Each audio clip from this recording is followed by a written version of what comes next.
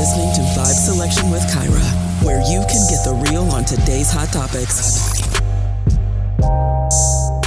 Well, welcome everybody, and thank you for tuning in to another episode of Vibe Selection. I am your host, Kyra, and today I have joining me, Robyn Stevens joining me today, who's been featured in Sports Illustrated, Women's Sports Illustrated, Today's Show, ESPN, and Spikes, just to name a few. How are you doing today, Miss Robyn? Thank you so much for joining me today.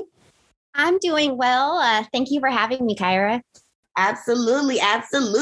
Okay, so you're from the Bay Area. Tell me a little bit about how life was like for you growing up in the Bay Area. I know it's super expensive to live here now, but like a little bit about how the Bay Area was for you. A couple of years ago. I like that. Well, I actually grew up outside of San Francisco, so closer to Sacramento in Vacaville. And it's a great place to grow up. Lots of places to train. And one of my favorite areas was the Lagoon Valley Hills. Camping areas just outside. It's just like a drive away from. It's kind of like a farm area. It's called Vacaville or Cowtown. So growing up, obviously I didn't have to pay bills when I was under 18. So which is nice. Yeah, so I wasn't aware of how expensive it was until I moved to San Jose, Mountain View. Like I lived a little while in San Jose, Mountain View, Sunnyvale. That's right outside of San Francisco. So right there in smack dab in Silicon Valley. Lived there for 16 years. So I ended up there for college. And that's when the reality of the high cost of living, like living in the most expensive area in the entire nation, really opened my eyes. Yeah, it's crazy. So yeah, it does. The perspective is, even like I moved away from Mountain View in 2019. And so I moved there in 2003, moved away in 2019 officially. And I definitely see how my perspective of things is so different, like outside how it's been affected by the Silicon Valley and living there for so long. Now that I'm living elsewhere, for example, your expectations of quality is higher. People being diverse in their skills, the willingness to work long hours. It's just assumed. It's not a decision. You just do it. So I think that really helps with discipline, and you just have you develop just a higher expectation of yourself and just and of others, and it's mutual. It's just kind of like you're expecting it from one another and building something of quality. And but it's also very hard because it's long hours. Most of us have multiple jobs. One of my good friends that was on the Wolfpack team, Carolyn, she's like a doctor, and you can't even afford a house out there. It's insane, honey. I'm from the Bay, born and raised too. And that's the first thing for me when I think about the Bay Area. I think high cost of living, and I think about technology. Like you don't think about Vacaville, small little town with cows and all that other stuff.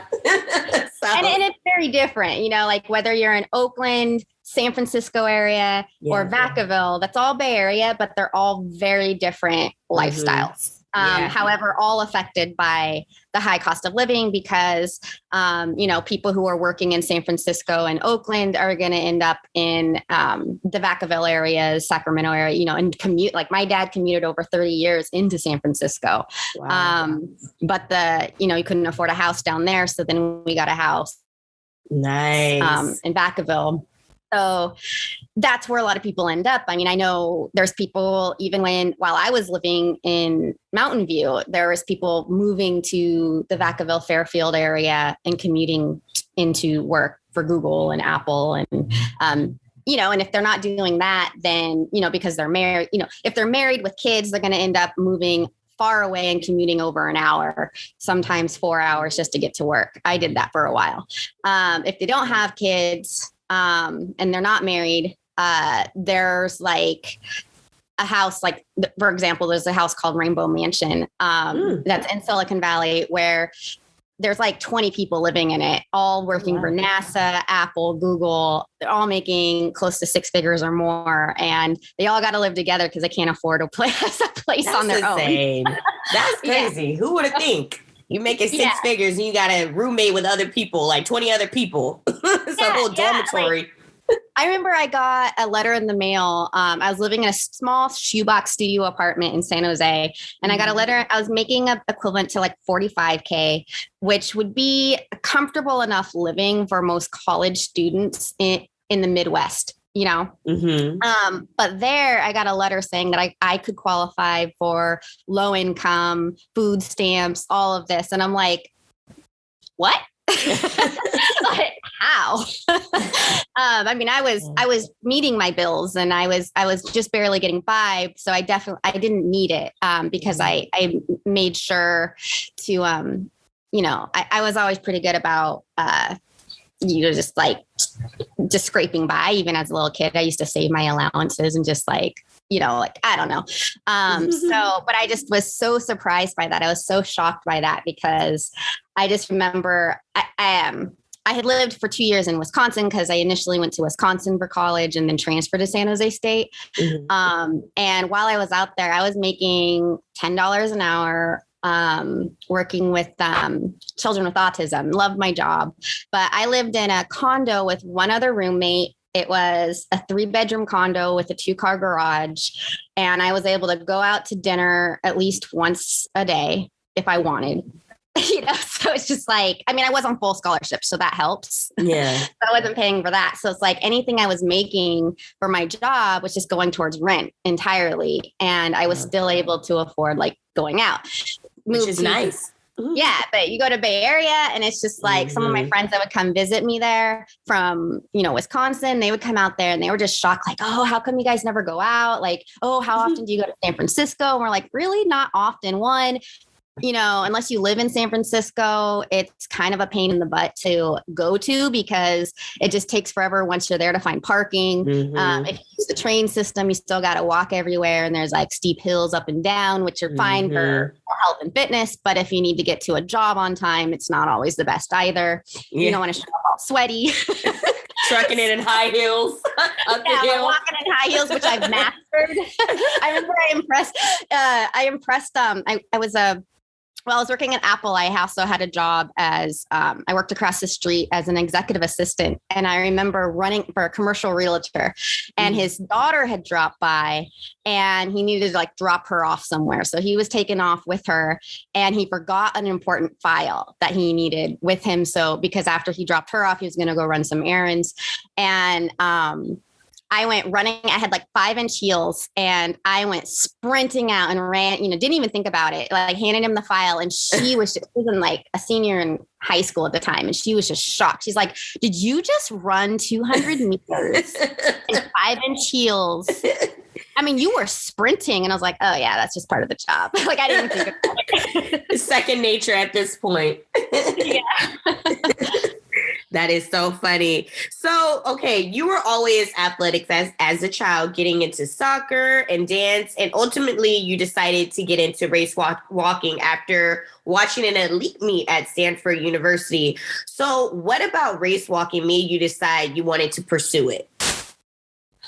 So in junior high was when I started track and field, and I was immediately successful in it. So I had made junior Olympics, was introduced to junior nationals, junior worlds, and junior Pan Ams, and Pan American Games.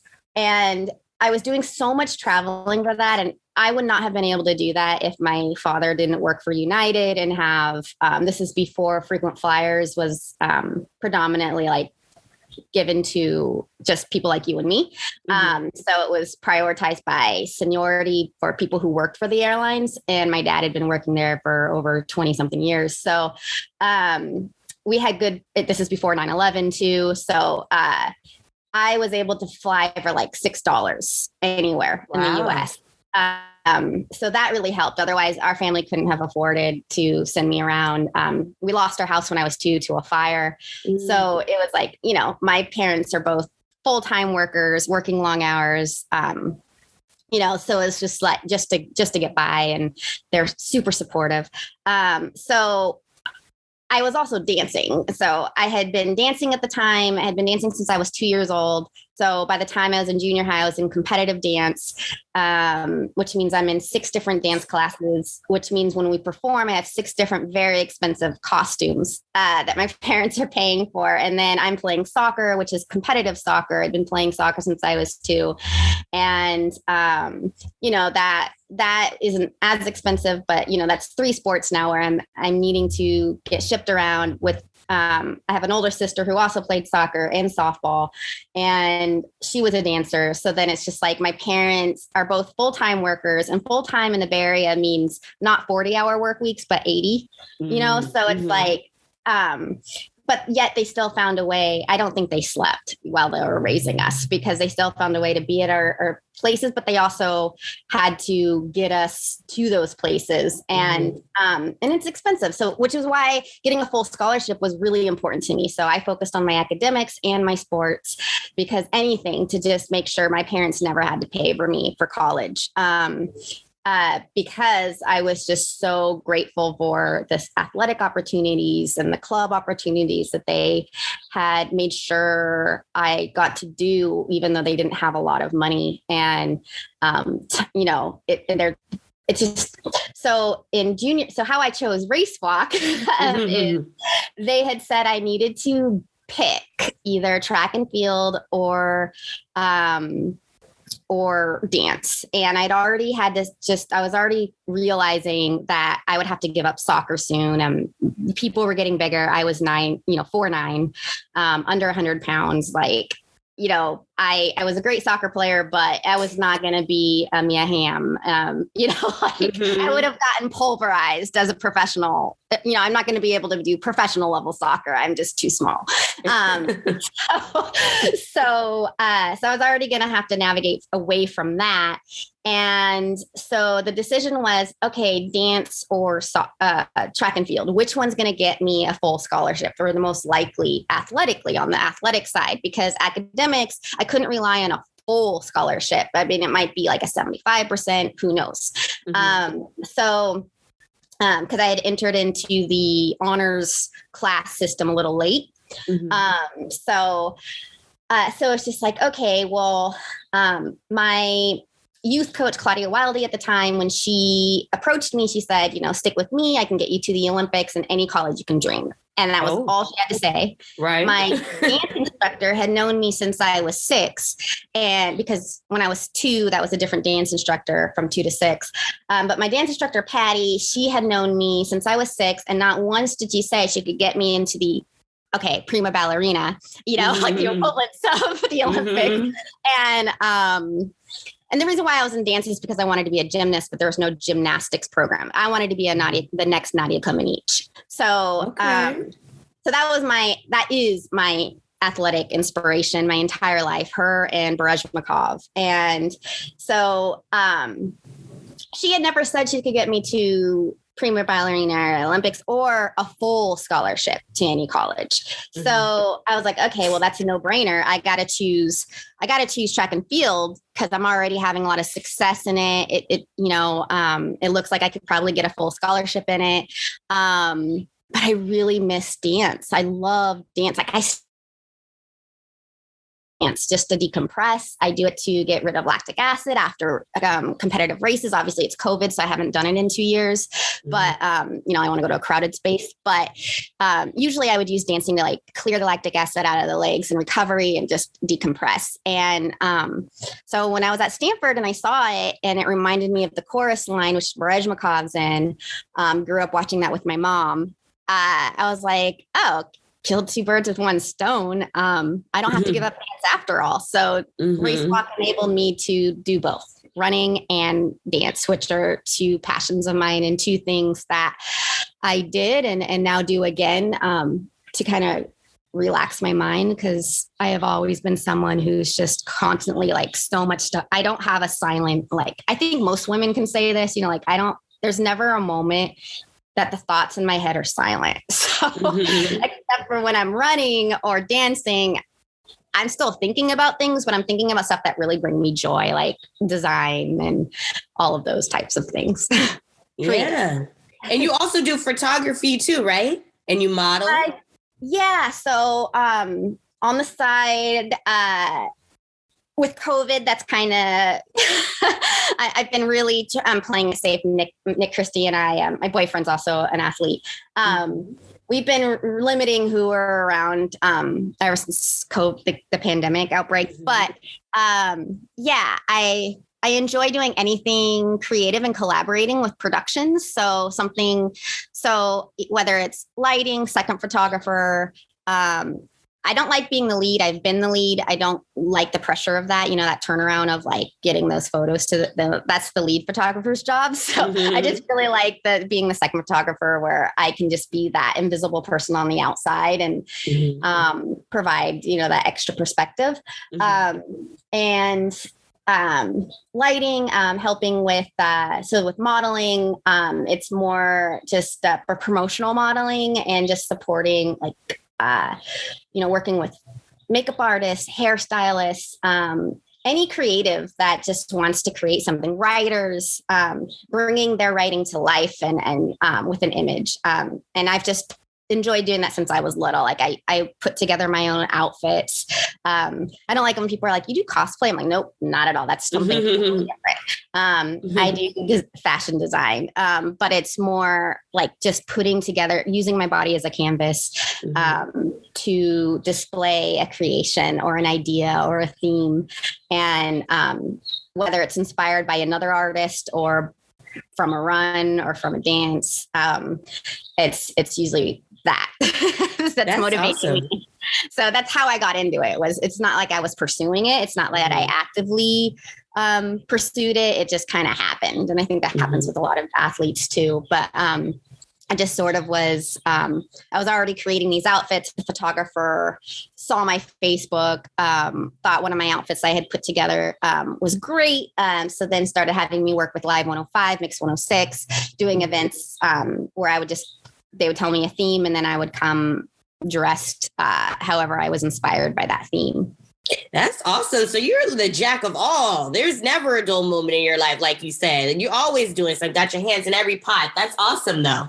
Oh, yeah. I like to try to keep myself growing in all aspects. So, yeah, that's and learning. I love learning about other people and like just working with them. And the best way to do that is creating with them. So, absolutely. So you got your start in race walking in '96, where you walked in the undefeated U20 National Championship in Santiago, Chile, and Kingston, Jamaica. Shout out to Kingston, Jamaica. And in 2000 and 2002, the U20 World Championship, and you became a nationally ranked distance runner in 1999 at U20 USA National Championship, and went on to become the first and only U20 USA race walker to win gold at the U20 Pan American Games in Florida. So tell me about what it was like for you to transition into getting in the championships and going pretty much pros. What was it like for you for your first time? I kind of had, like, at that age, my head was in the clouds. Like, I just did stuff because I enjoyed doing it. It wasn't like I was, trying to, I just wanted to be the best that I can be and cover my bases. Is like my whole entire focus was I want to get a college degree. So, this is even better. Yeah, this is better. Like I did, like watching Nadia Comaneci as a 6-year-old. I wanted to go to the Olympics, and it wasn't until I was, in 1996 when Claudia was like, I can get you to the Olympics, stick with me. I was like, what? I thought you had to be born into that. You can chosen as a kid, as a baby, but out of the womb before you're even born. And so it's like, okay, cool. So that was way, like, that was really huge for me. Cause I'm like, okay, this could happen to just anybody who's willing to work. I know how to work. I have work ethic. So, so I was like, I can do this. So, Pan Am's it was a surprise. I was undefeated as an American, but on the international stage, in Kingston and in Santiago, I'm in the middle of the pack towards the back. So when I'm going up against the rest of the world. And so, at Pan Am's, came in ranked 12th, and I was rooming with, I'm trying to remember her name. She was a 1500 meter runner. And I remember like at that point, I only saw myself as a runner who just did dance as like a cross training or just did race walks. I even call race walk dance, who just did race walk as like a cross training, make sure I don't get shin splints, make sure I don't get injured, keep my flexibility up because I was no longer dancing. The more flexible you are, the faster your turnover. So I know that running can shorten your muscles. So then you become less flexible. And I was not stretching 1 to 2 hours a day anymore like you do in dance. And at that time, like when I came in, it's like I'm still thinking like a runner, but I'm there to race walk, which I still like totally was just, enthralled with. But I'm approaching it like a dance. Like this is my time to dance on the track. It's play for me. It's playtime. So I still want to, do the best I can, but like that was all play for me. That was like the stressful was the running. So when I went out there though, there was this girl behind me that started throwing up from Peru. And I just gotten these new shoes, and it's really hard to find shoes back then. Like now we have New Feel, which is a company owned by Decathlon, which is a European store, who I'm sponsored by now, but they specifically make shoes for race walking. That's a new thing as of like 2017. But back then, the only shoes that you could like that were good for race walk were marathon shoes, which they kept changing. And it's like the marathon shoes now, like the super shoes that everybody's raving about, not good for race walk. Those big, thick soles that, with the Hoka soles, not good for race walk. But back then, it's like the Adidas and the Sauconys were like perfect. Marathon shoes were perfect for race walk. But they were discontinuing the one shoe that I liked, the Adidas shoe that I liked race walking in. So I bought like as many as we couldn't afford much. So like what I would do is I would do the mile in Sacramento where Fleet Feet sponsored the winner. So it's like anytime you won, you got a free pair of shoes from Fleet Feet. Nice. So that's how I got my shoes each year. So I would win the mile race walk and the mile run. And so I'd get 2 pairs of shoes. So that's how I did it. So I got 2 of these Adidas shoes, and they were I had to make them last. And this girl started throwing up, and I didn't want them to get on my shoes. So I just started picking it up. Like I was worried about her, but like I don't want my shoes to get throw up on them. So I just kept picking it up. And I'm hard of hearing ever since I was little. So I don't know where, it's hard for me to know where the directions of sound is coming from. So I wasn't sure how close she was. All I could hear is this loud retching. So I'm just like, man, I got to just pick it up, and I just continued to pick it up and pick it up and pick it up. And then like the next thing I know, I come across the finish and in gold, and I won. And so it was a total surprise. I remember I was super shy. Like at that time, I was not comfortable with a spotlight on me. And some people thought that was really weird because they're like, well, you're a dancer. Like the spotlight's like right on you. As soon as the recital starts, all the lights go out and all the attention's on the dancers. Right. But, and since I was one of the smallest on the dance team, I was usually one of the, the lucky ones that got to be lifted up and have like the cool parts, but you can't see the audience. They're pitch black, like it's dark. And so I don't know if you dance, so it's like, if you're in a recital, like you don't see what's out there. So, so when I was on the podium, like I had so much trepidation, like, like even at the nationals, I was super shy. I was glad that they didn't like interview race walkers as deeply as they do sprinters. And, I remember looking out and seeing the tears in my coach's eyes at the time, Aaron's. And then afterwards, she asked me, she's like, what was going through your head? Like, and I was like, all I could think about is I didn't want to throw up on my shoes. I love that. Everybody's thinking you're just trying to win the goal, which, of course you are. But at the same time, you're just trying to get away from this chick behind you who's yakking everywhere. So that is so funny. Her because she still finished. So. Yes. Kudos. So, okay. What is the training process like for a race walker going into these big competitions like the Olympics and stuff? What's that like? Training's just the same as race walk. We're just race walking the workouts. So I've mentioned this before, like race walk involves all the muscles. That's what I really love about it. It's using the same muscles that a sprinter uses, a middle distance person uses, and a distance athlete. So that's what I love about it, because that's also what dancers will be using. Dancers are going to be using a lot, and like they're going to be using more of like a distance and middle distance, musculature. But that's what I love about it. So we're going to be doing similar workouts as like anywhere between a mid-distance runner and a distance runner. But with some days we're going to like, I had to get used to this with my new coach, Jacinto Garzon. He's a Spanish coach, but I was never used to long rest like the sprinters use, where you're resting longer than 30 seconds or longer than a minute for the longer intervals. Like, why are we standing around for 5 to 10 minutes? So like I had to get used, like Nick was making fun of me because he comes from a sprinting background, but for getting the speed for like the 3K, because our distances are between, the mile for high schoolers. We don't really do a lot of miles once you get out of high school, but the 3K is at indoors. It's probably going to change to a 5K, used to be 5K, went to 3K. Now it's probably going to change back to 5K, but that's a sprint. For race walking, that's like doing 100 meter to 400 meter sprint.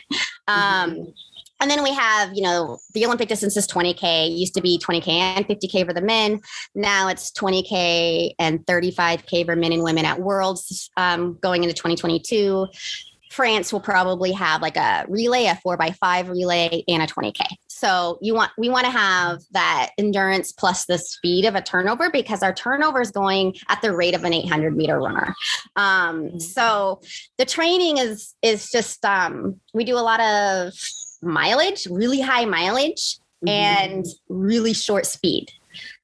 With like, depending on what the time of year, then we're going to be doing speed work that's similar to like a 5K runner. So we're going to be doing repeat.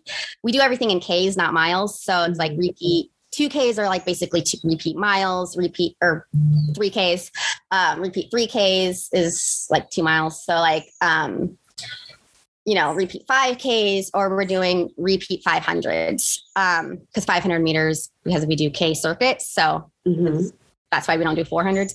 So it's just pretty similar. I mean, the only difference is like whenever I hear like coaches like, oh, I want to incorporate race walk, but I don't know how to. It's like, it's the same program you're having your runner athletes do. You just gotta learn how to race walk. So, and teach them to race walk. And once they learn this technique, they can do it. I mean, in high school, I didn't even train for race walk except for like maybe a week before World Juniors. I would maybe race walk every day, but I hardly did any race walking. It was entirely running. You're going to get because we're not doing anything more than like a 10K. A 10K is a lot for runners. It's a distance event for runners. For race walks, a 10K is like an 800 meter. It's short. So I just think like the training is like, all you have to do is learn the technique. Once you're in college, you want to switch your focus more to race walking primarily, because the 20K is a whole different ball game. That you're going to need the endurance of like a marathoner. And so, but before that, in high school, college, even depending, because I think college, I think there's just too much emphasis on NCAA and NAIA. Like, I think that college should be focused entirely on career and your academics for like career placement. And then you're using the sport to just keep yourself fit, so that once you graduate college, then you can focus on Olympics and World Championships and be at your best, But I do think college is the best time to just focus on like your academics and career pursuits, using your athletics to fuel that and to pay for that, if you're on scholarship, and then just invest in yourself for after you graduate. I just think that's the smartest way to do it. Otherwise, I just think there's just too much immaturity going, and we can't handle it. Like, we're already starting something new when we leave high school. We're going out of our safety, our comfort, that small little world of just our high school friends that we knew and community. And then, whoever raised us, our parents, or whoever was raising us, and everybody has our, their biological parents raising them. So like whoever it is, you leave that comfort, you go into college or you go into work life, whatever it is. And it's a whole different atmosphere and it takes a transition. And so I think like if you're starting to focus too much on some other things, you can't really handle it, or you can't handle you're not mature enough yet to handle like, athletics, it's no longer a play thing once it gets to college and after college, that's a job. And, if you're getting paid, like that was my job. I was paid as a full-time athlete in college. That's my job. So yeah, I need to perform and make sure I'm doing well, but I also want to make sure that my bases are covered too. A race walker is not paid like Allison Felix, like we make like at most, if we're winning all the races, because we're only paid by prize purses and there's only 3 races that race walkers in the US get prize purse for. We're not included in the Diamond League, so we don't get those payment opportunities. We're hoping to change that. But we're basically making less than 20K a year. Wow. That's if you're winning. So if you're, silver or bronze, you're making less than that, so,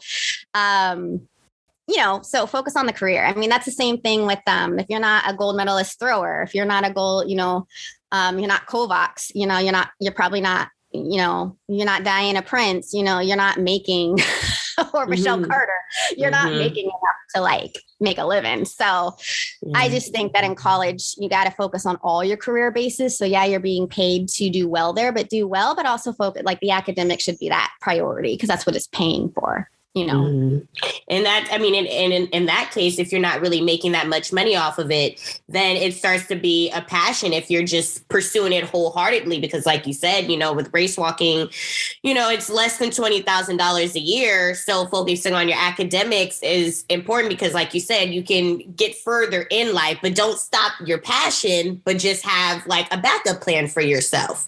Yeah. Have that backup plan because once you're out of college, like my whole thought process is that I stepped away from sport for 12 years. So this also helped me have a different perspective because the athlete that I was in like going into college and in college is completely different. The person I am, the athlete I am now is like a completely different. I think it's a far healthier perspective. And it was being able to step out and stepping back in to be able to really see the full picture of things and the professionalism of it and how to approach it and how to balance it with other life pursuits and survival. So I think that when you have that backup plan, but without giving up your passion, you can figure out ways to make a living. You just have to be creative about it, and so I think every athlete should take a financial class, or if they don't have the attention span for that, then, work. I know Lauren Williams, a retired sprinter, Olympic medalist. She provides financial services. I actually was studying to be a certified financial planner right before I came back to the sport. And I think that really helps because it helps athletes kind of understand, athletes and artists. I recommend this to artists too, especially in, a lot of people in LA, it just helps so that the choices that we make, it helps support that so that we can better pursue our passions without putting ourselves in these like financial stresses. Yeah.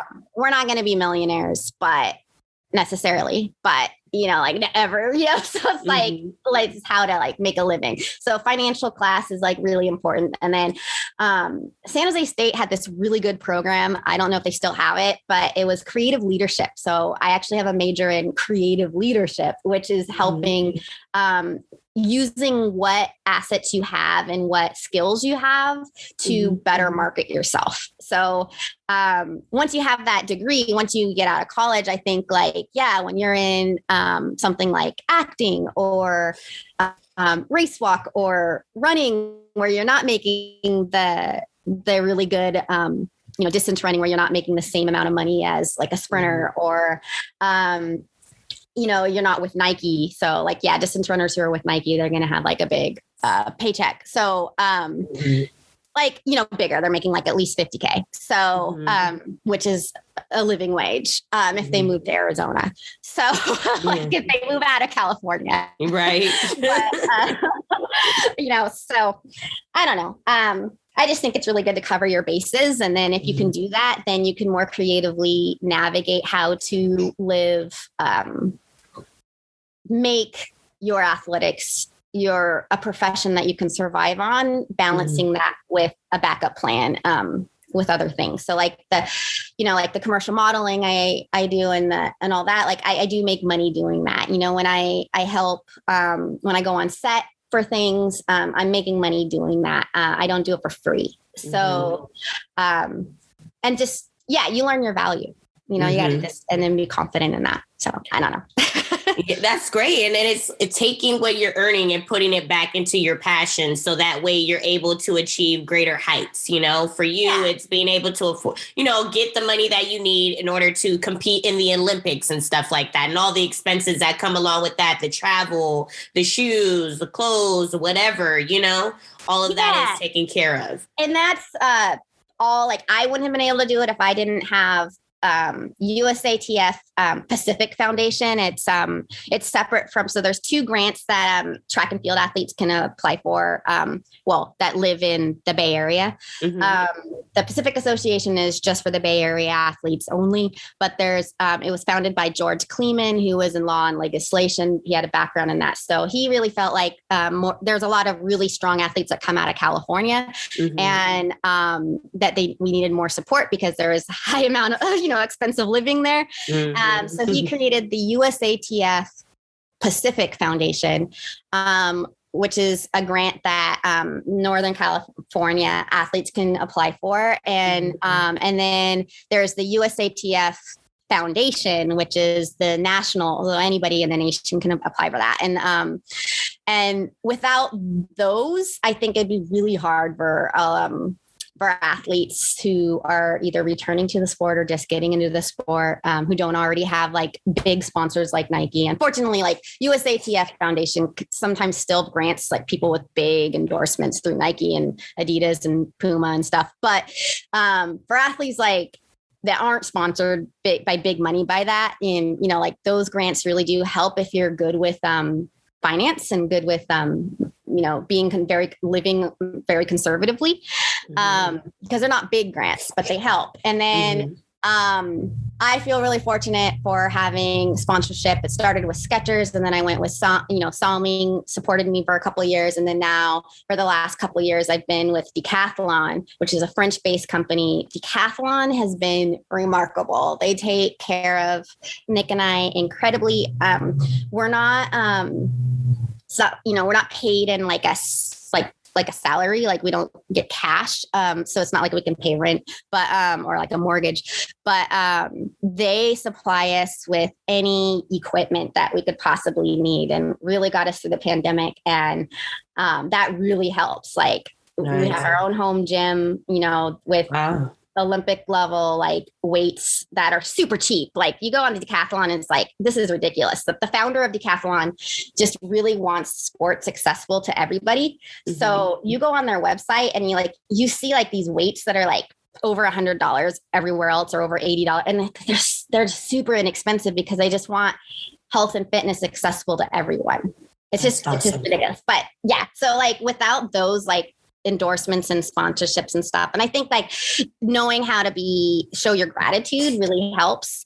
So yeah, just harnessing, remembering where you came from, remembering that like this is an opportunity and people are believing in you. And so keep that in mind, because it can all disappear, and it wouldn't be possible without those sponsorships, without those grants, without, parents or friends letting you crash on their couch or live in their house for a while you're pursuing the Olympic dream. Most of us are doing that, Yeah. And that can only go on for so long. It can only go on for so long. Yeah. And it's depending on what type of sport you get into, like how you're saying about having a backup plan. I know for the longest time when it came to basketball and football, the kids graduating from high school, going into college basketball or football at the D1 level, a lot of them were not getting paid.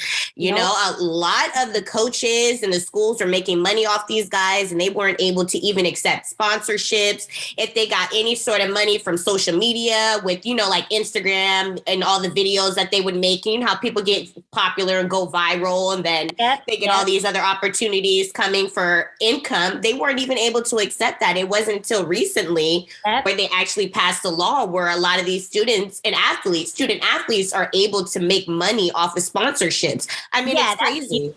Yeah, I mean, that's not just football. And I mean, that gives perspective, but that was all of us athletes on full scholarship in college, or just walk-ons. Like we're not getting paid, but we're, you know, when you have like the Sydney McLaughlins and you know, Delilah Muhammad's, and, you know, like they're making money for, you know, Pratadini, you know, they're making money for their colleges, but they're not getting that money until they get out of college, you know, like, because everybody else, like the college is making bank off of them. They're making bank off of us, you know, like any of us. So I'm glad that's changed, because it does make it hard too, because I remember when I was in college, it was like, I never knew. It's like, well, will I get in trouble if I do this race because it has prize money? And even though I don't accept it, there was like some kind of clause back then where it's like, if you're in a race that offers prize money, it could take your scholarship away. It was really weird. So it was like, yeah. Yeah. And it's sad because, you know, these poor kids are eating oodles and noodles in their dormitories while these coaches are eating steak and lobster and getting rich off of these people. My fridge was empty. All I had was plain pasta. I remember like one of my friends came over for I never hosted. This is probably why I still don't host people at my house for food, because like growing up, like, or, you know, in college, I had pasta and I could not afford to put anything on it. So I flavored it with pepper or butter, you know, because there was just like nothing I couldn't afford. Like it was too much of a luxury to afford sauce because it could go rotten. I couldn't eat it fast enough, you know? So, that's sad. And, you know, like I had, it was like my cupboards were empty. Like I lived on rice and pasta, and then like I had developed an eating disorder. So then it was just like, okay, well, for a while, all I was eating was, I was drinking coffee, black coffee. So there's like no calories in that. And then, except for the sugar I added.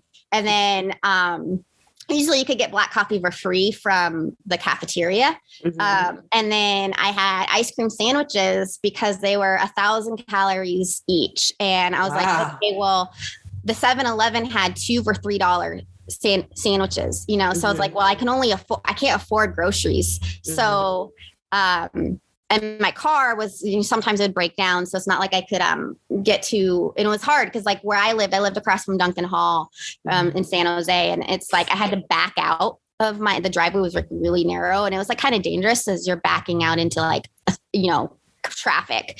And then, I was by like a lot of halfway houses too. So like, I didn't want to hit anyone because like there's people walking around and like, so it was like, it's really nerve wracking. So I hardly ever wanted to drive anywhere. So any groceries I got needed to be walking distance, and I needed to be able to carry them. And so my solution was to pay $3 a day for 2,000 calories a day, which was not wise because my only source of nutrients are ice cream and cookies. Oh man, the sugar diet.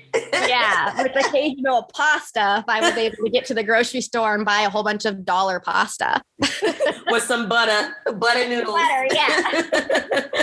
So I know a lot of athletes are stuck doing something similar. So. Yeah. Hey, they have no choice. These colleges don't want to pay them or allow them to be able to get a source of income in, you know, making money off sponsorships. You got to do what you got to do, you know?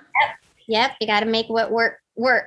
Yeah, make it work. So you speak very candidly about how in high school you struggled with an eating disorder and dealing with the growing pains of puberty that led you to step away a little while from sports for 12 years. And you were diagnosed with athletes triad, I believe I'm saying that right. And you qualified for 2004 in the 2016 Olympic trials, but were unable to do so due to an Achilles injury that was caused by the eating disorder.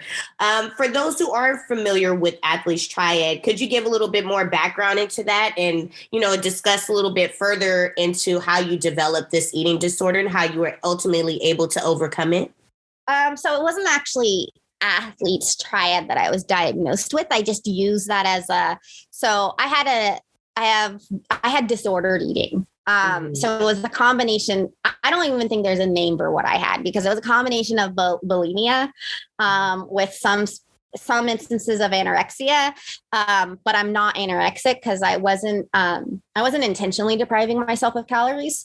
But I would go without because either I can't afford or the food. Walking. The car situation. Yeah, exactly. Or I was doing, at the time that I was in college, it was brand new that they had excessive training, which is part of the athlete triad of like where you're just constantly running or in the gym or doing anything you can to keep yourself moving. You're not sitting down. And that was what I was doing. I was standing while I was writing my essays. I had a little like stand-up bar in my tiny little studio, that I would either be sitting on a medicine ball or standing, so that I would be burning more calories than if I was sitting. And then constantly I would run. I was no longer running to get fast. I was just running to lose weight. So that's part of athlete triad. So it's like where they're just constantly just running. You're not giving your body or like doing something active. So I was doing like those beach body workouts, as well as the training with the college, as well as for a while I was personal training. So then I would go in early and do an extra strength session there. And then I was running at like 4 a.m. at midnight, just so that I could like lose the pounds from the ice cream sandwich diet that I was on. And like, this is in college that I had the eating disorder. So athlete triad, it's like, I can't, that also involves like, so if you don't have the right nutrients, it causes like you lose your period and then the osteoporosis, like it causes. So I don't have that. Like, my genetics is that we tend to have osteoporosis. So that's just in my genetics. So I was diagnosed with disordered eating because there really isn't like a name for what I was going through. I would binge eat and then starve myself or run, because just do as much activity as possible and not sit still, just so that I could, the best way that I could like burn calories. I was also accumulating a lot of weight because I wasn't sleeping. I was taking 21 to 26 credits per semester, and I wanted to milked the entire, I wanted to get as much as possible out of my scholarship. So I wasn't messing around. I took as many classes as I possibly could. I wanted as much education as I possibly could get. Anything I was interested in, I took that class. And I was also being competitive with my cousin who had graduated with 3 degrees. So I wanted 5 degrees. And little did I know that San Jose State doesn't let you reuse credits for degrees, which doesn't make sense because it's the same education. But so I was going for 5 degrees so that I could beat, 5 Olympic rings, 5 degrees. And then that would also beat my cousin who had 3 from BYU. Wow. And so I was like secretly wanting that. So like I was taking a ton of credits and not sleeping. So I'm an art major too. So one of my degrees is art. And that means a lot of outside class time. So you're not just in class for an hour and a half. You have a 4-hour slot of where you need to be creating these things. And it's mandatory. So for the credits and stuff. So I was getting maybe 3 to 4 hours of sleep a night, pulling all-nighters every Sunday, because I also would work at Costco in the morning. For a while, it was either after practice, I would go and personal train. I was personal training at Ballet Total Fitness in San Jose, and but quit that job once I realized I had an eating disorder. And so many people were saying they wanted to be just like me, like a lot of my clients. And I would be like, no, you don't. Like, I'm not healthy right now. So I need to step away so I can get healthy and be a better example. So then I started working at Costco in the morning because I didn't want to lose muscle. So I was working the pharmacy aisle. And what that involves is you're stocking, like I would stock the pharmacy aisle before Costco opens, and then I would work behind the pharmacy bar. And calcium is like boxes of calcium is far heavier than people think. Like just go to Costco and lift up, like just lift one of those big boxes, and you'll see that like it's pretty heavy. So like I did that on purpose. So now imagine lifting all those boxes for 4 hours every morning, on 3 hours of sleep. So I did that as my strength training since I was no longer at the gym. Mm-hmm. So it was all like getting my squats in, and, as I lift up the box, and like, I don't know, it was really ridiculous. Like every decision I made in college was like, either like it was for professional reason or like fitness reason mm-hmm. while I'm trying to battle this eating disorder. So it's like really weird because it's like I'm conscientious of this problem I have while also trying to be healthy about it. So I was not sleeping. So then when you don't sleep, your metabolism slows down. And so like I'm gaining weight, even though I'm not, even though I have restricted calorie intake, or I look puffy, like I look really big. So, so to get out of it, I had to step away. So that's how I got healthy, is I stepped away from athletics because in college, there's, the coaches are more focused on you as a number. They don't care about you as a person in general. The good coaches are usually they just have too many athletes to really pay attention to what's going on in your personal life. Mm-hmm. So they mean well, but they just can't give you that attention you need to protect your health. So that was the experience I had at San Jose State. And in Wisconsin, that coach was just terrible. At San Jose, the guy was super nice. Augie's super nice guy. But, it's not like he could really pay attention to what's going on in our personal life. So, and I think that's just happening a lot to a lot of athletes, male and female, that go to college. It's just not the way things are geared. I mean, it's actually similar to professional life. Like when you work in the corporate world, you have the bottom line that you have to meet in these deadlines, that the focus is all on that. And you kind of forget about health, and wellness kind of takes a back seat. So for me, in college, I realized it was just no longer a healthy environment for me to be in that situation, to be in athletics, because there was just too many fixated on their weight. Like my teammates, like one of my teammates had revealed to me that she had an eating disorder, she had come to me as I was like, in a team captain kind of type role. So she had confided in me, didn't know I had a problem.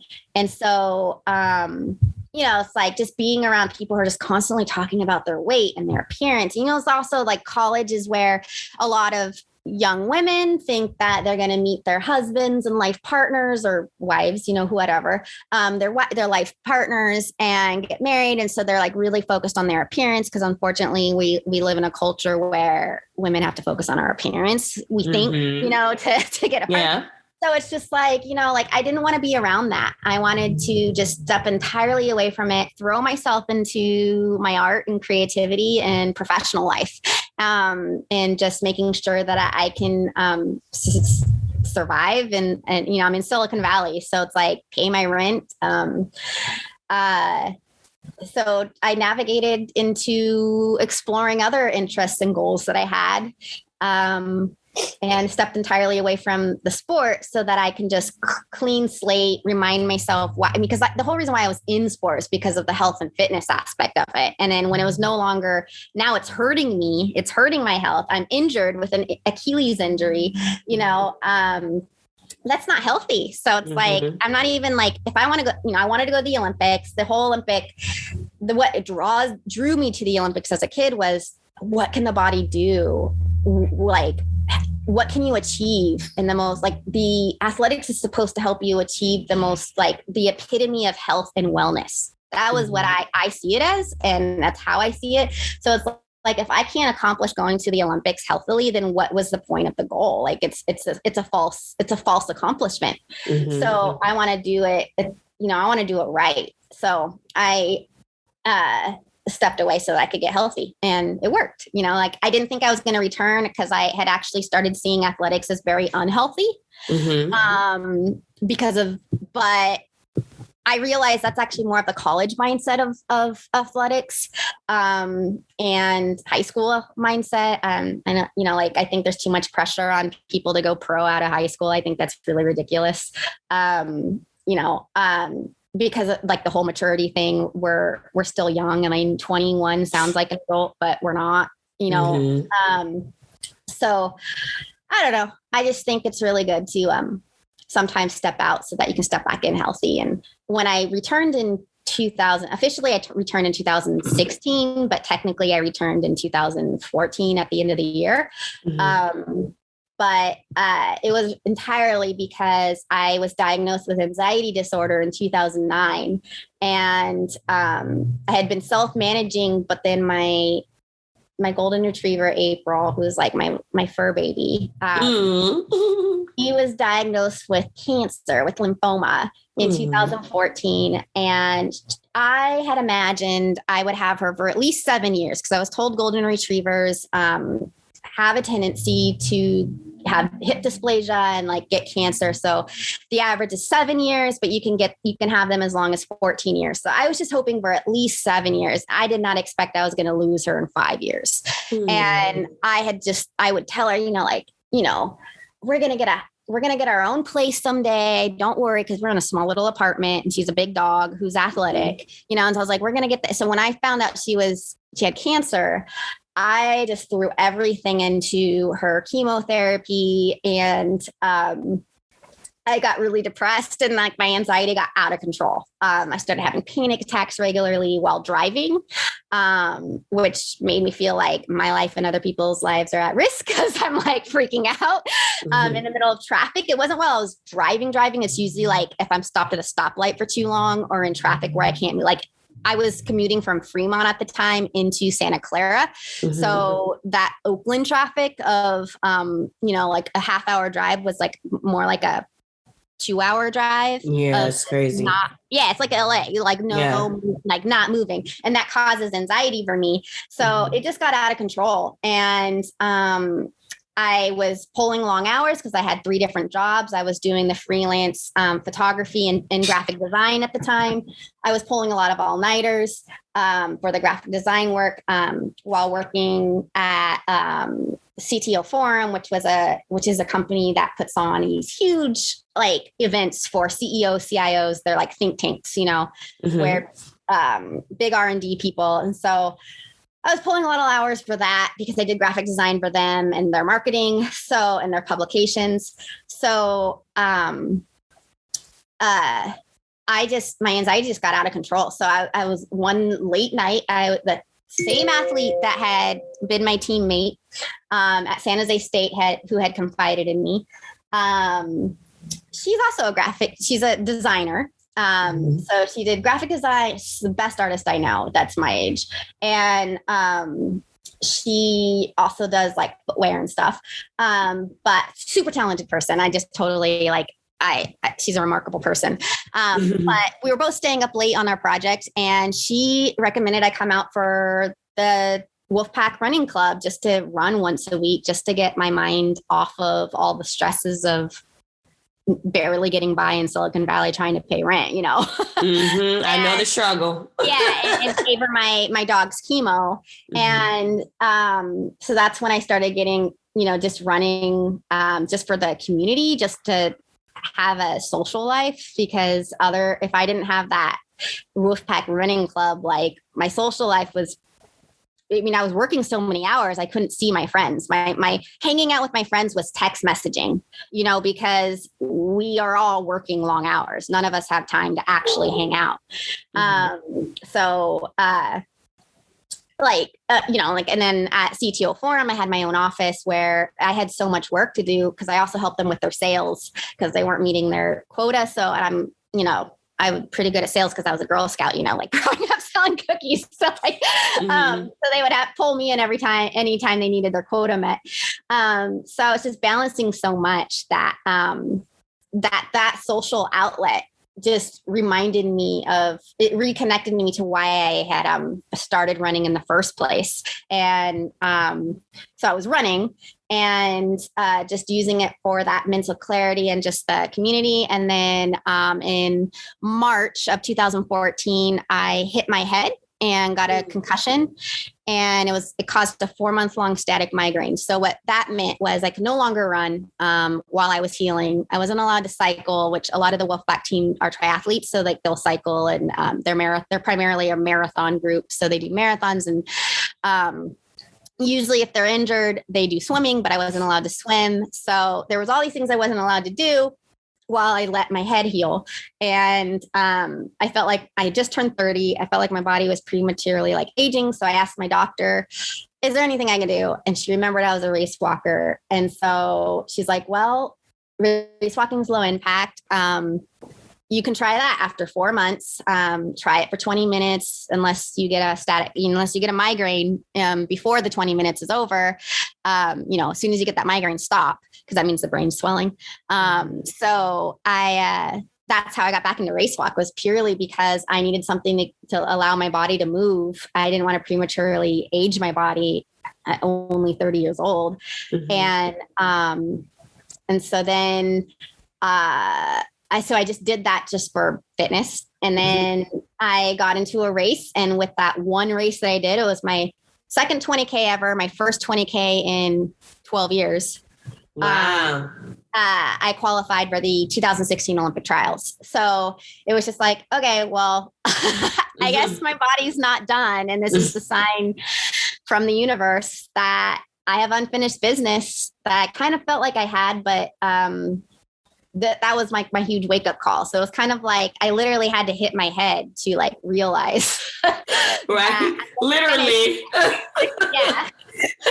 So that's how I got back into it. And then I made a deal with my, the person who started coaching me. She was a good friend with the coach of Wolfpack. Her name's Susan Arminta. She was actually my role model. She was the US race walker. When I was under 20, she was, the open level. So like Olympic level, world level. She had the best technique, the most beautiful technique. She was not the number one in the nation. She was like number 3, but she still like has the best technique any American race walker I've ever seen.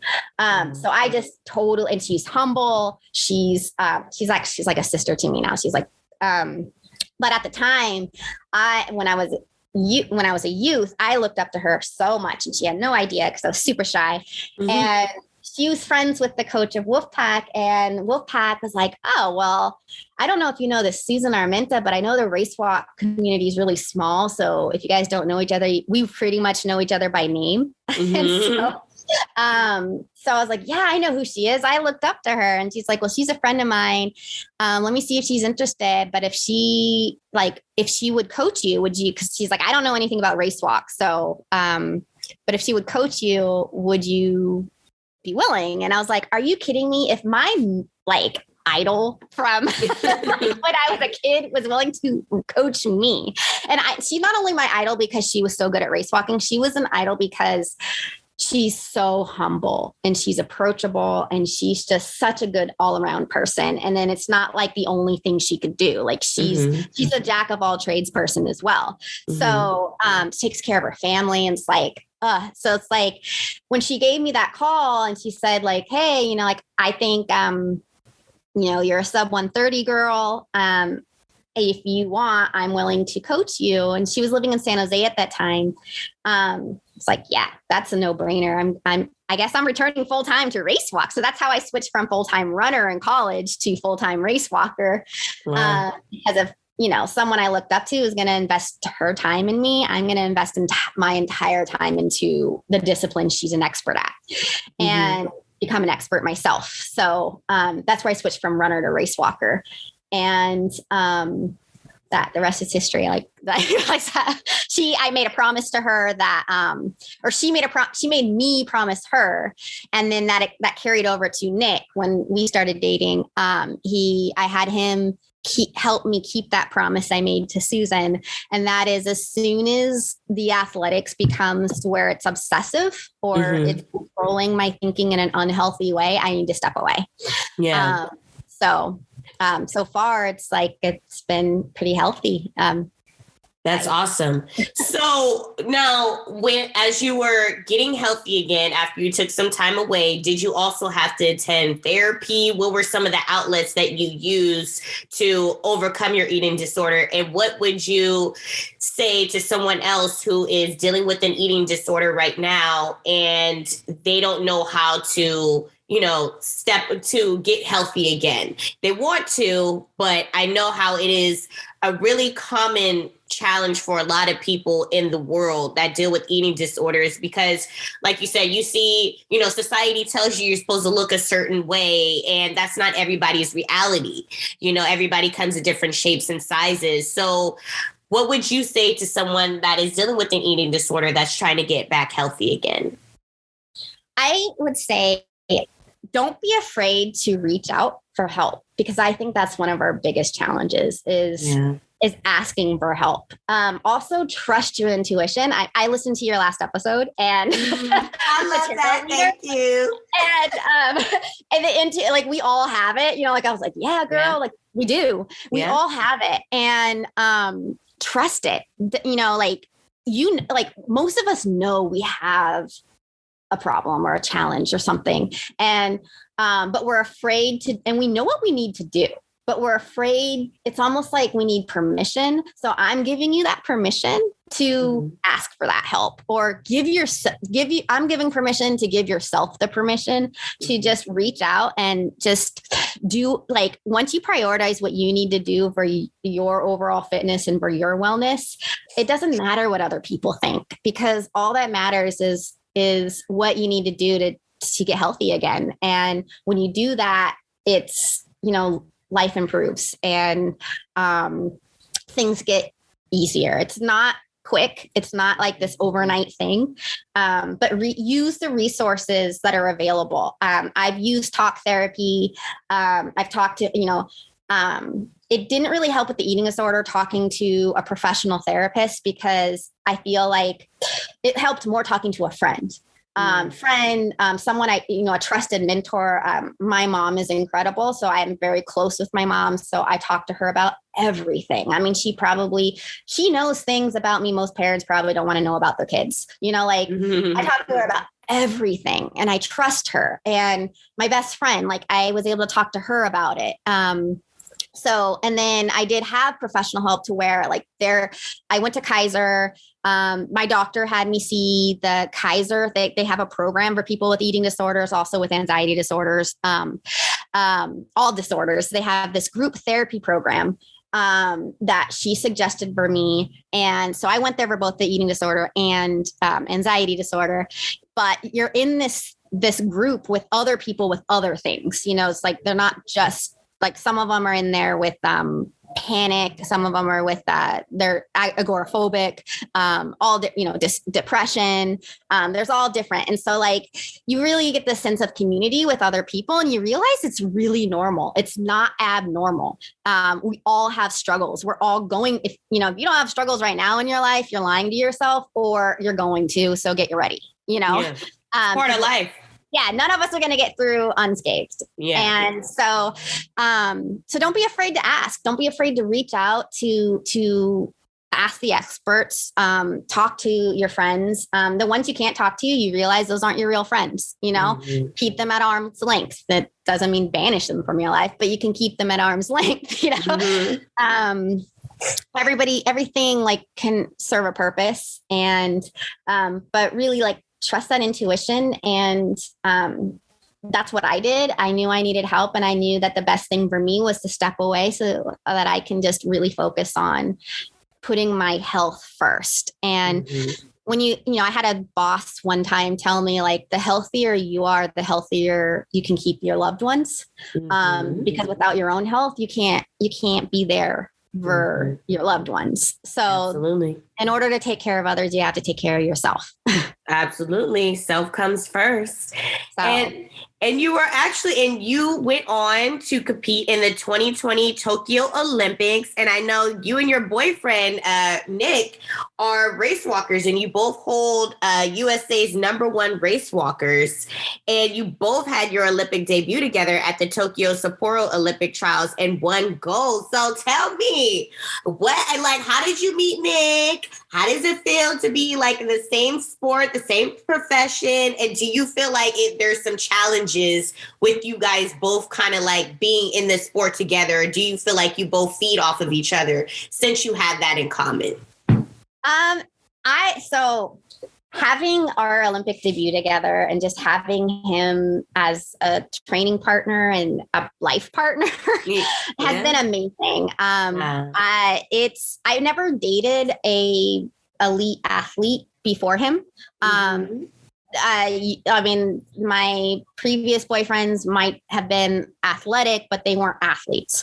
So it's been like, so to have someone else who really understands the lifestyle of what it takes at this level is nice, because he gets it.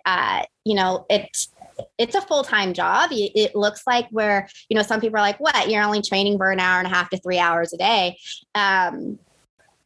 aerobically. But then we have like an hour of anaerobic training. And then we have, you got to decompress, like all the mental, like the mental aspects. And then of that aids in muscle recovery, mental wellness, everything, so our job is to take care of our body. And, in other professions, you can get by going to work with a cold. You could get by like, being under the weather or very little sleep. You can still get your job done. That doesn't fly in elite athletics. You get a cold, you just hindered a paycheck. Possibly because you might underperform. You don't get the time you need for the rankings, or you miss the events. And so then that's the one paid event, or it takes you out for a week of your optimal training. It delays muscle recovery. So you're not getting the best of your training. So it's like, we have to do everything we can to make sure, our body stays like fine tuned and healthy. And I think that's like the benefit of going for the Olympics is it actually forces you to take care of yourself. So dating Nick has been like amazing, like having someone that totally understands what each other's like having to deal with and go through. And financially, we both have the same hardship. So maybe that's like the challenge is like, but we're a team, is like, okay, what are we going to do? Like right now, it's like, we got to start thinking about, I'm 38, he just turned 30. It's like, we got to think about, I'm not cool with like living with parents,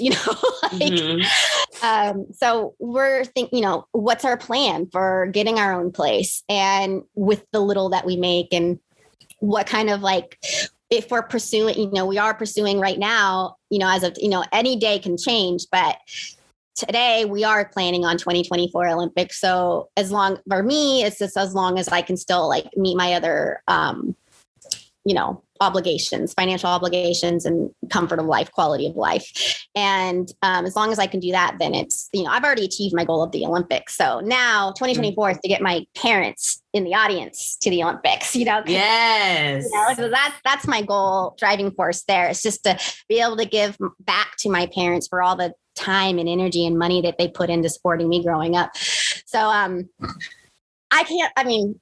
I was terrified for like when they postponed the Olympics last year, I was so relieved because I knew we weren't ready to have a safe Olympics. We didn't have a vaccine yet. I knew if there was any country that could pull off a safe Olympics, it would be Japan. But nobody was ready then. So I was actually really relieved because I value health first before any accolades, superficial accolades. I was saddened because it's like I am getting older, and I finally made this team, or was likely to make this team, and I was in the rankings, so like because there's two ways to qualify for the Olympics, is ranking and then auto qualify. And so this year when, I was glad they postponed it instead of canceled it. And I was like, okay, if everything comes together and if everybody does it right, like they get vaccinated or they like quarantine or whatever, like we could be out of this pandemic, like within a year and a half at most. It didn't quite work out that way. At all. Which was it's been really disappointing. It actually brought back. So in 2017, I got to wean off of my prescription for anxiety disorder. And I had been self-managing from 2016 until this year, August 22nd. That's awesome. I had to get back on my prescription because the pandemic really, like my disappointment and just like how we didn't do a very good job coming together as a community to defeat this. So it's been kind of disappointing. So the Olympics, like, I was relieved that it's Japan that hosted it, because they did a great job. I know that they value health and safety. They have to. They're on a small little island that has a ton of people on it. And so they're more equipped for it. They're more practiced for it. They don't take things for granted as much as Americans do in a lot of the, other United Nation countries. But I was terrified because I knew Japan would do a good job, but I didn't trust the airline systems to get there. So I was scared that even if I got there safely, like, my anxiety had come back full force beginning when all the fires were going on last year. And, I'm still trying to manage it on my own and self-manage. A lot of the ways that I self-manage is by staying active. But if you're secluded to just the house, we did stay active, but there was no real interruption to our training, thanks to decathlon. But I also thrive off of scenery, seeing nature. And if, you're stuck to just the roads, the neighborhood roads around the house, we're lucky we got to even go outside, like in Europe, they're like in these tiny little flats and they can't even go outside to get fined, in some parts of Europe. So I felt really grateful for that, but I was terrified. So when we weren't sure that Nick had made the team until July 5th, that was the only time that both of us being successful and the number one in our country was a challenge, because I knew he had made it. He should have known, he should have had that, he should have been able to celebrate along with me before July 5th of his making it as well. But there was a doper that was on the list ahead of him and hadn't been removed.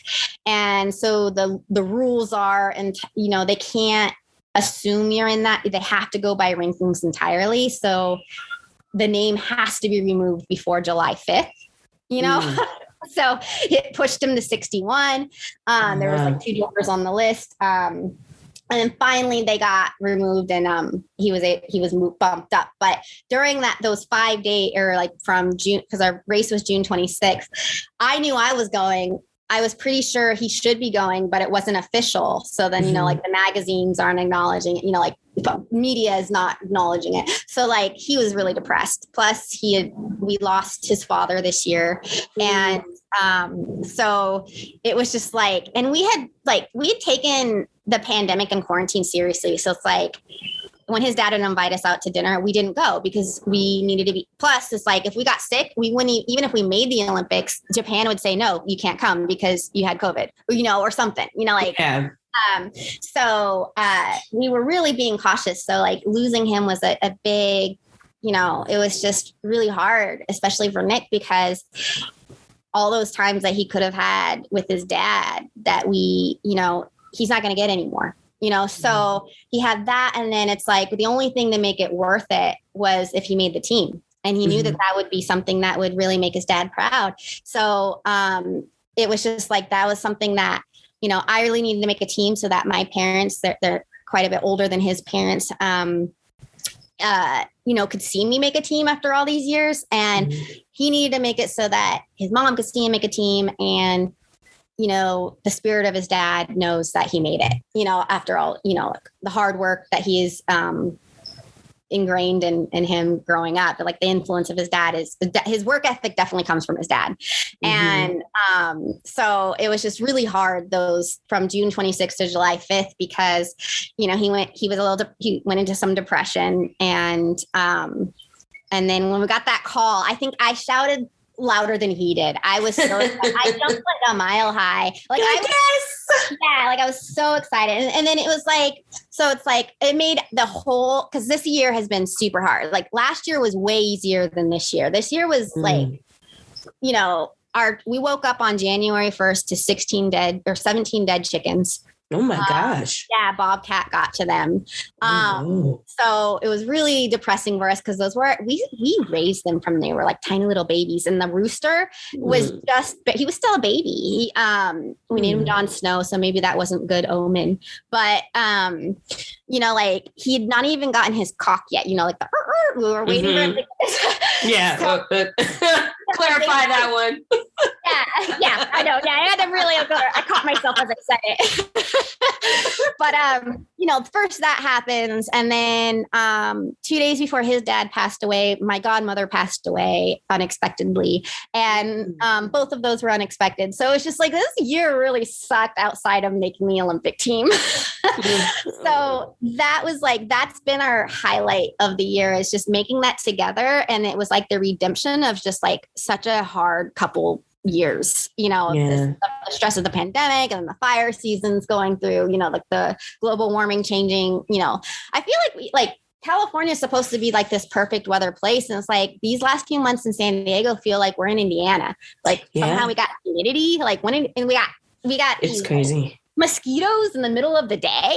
Oh, wow. So weird. It's just it's different. So, So that was just really cool. And to have him there to be there together. And then it also just really made that plane ride so much more bearable, because I wasn't sure if I was going to be able to accept going to the Olympics, because I wasn't sure I was going to be able to get through the plane ride without having like a really bad panic attack, because I wasn't taking any prescription for it. I was not being able to manage it as well. So I was really terrified of that plane trip. So he was able to hold my hand and get me through to where like that trip could have been so much. It could have been unbearable. And instead it's like a memory of a lifetime. And the whole experience was great. And you had each other. That's even more,